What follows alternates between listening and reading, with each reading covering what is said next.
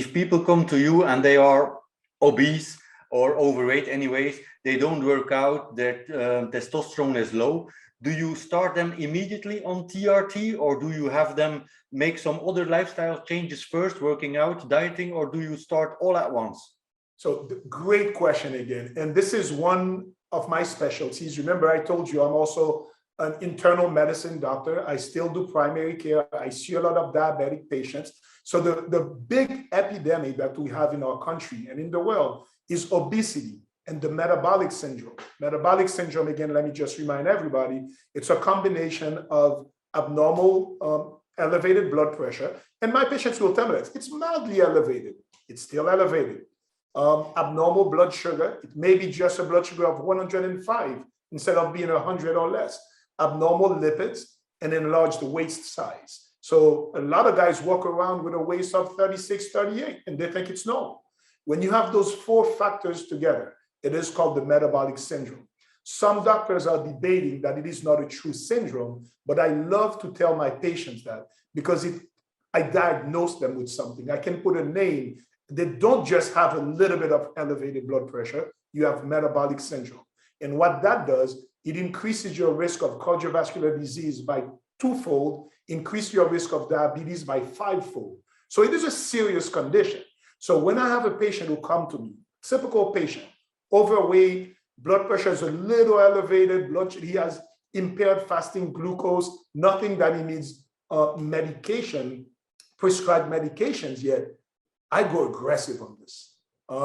Traditionally, they'll go see their primary docs. They'll maybe just give him, you should eat better and exercise, maybe a little metformin, see you in 6 months. 6 months, you're already getting some endothelial dysfunction from this metabolic syndrome. When they come to me and they have this, I see it as an emergency. I'm like, we're gonna change this. And something I'm glad I wanted to talk about, there's this new class of medications that I've been using called GLP-1 agonists. And am I allowed to say brand names? Yeah, sure. One of the best ones is called Ozempic. And the studies are amazing. I use that. And the generic name is semaglutide.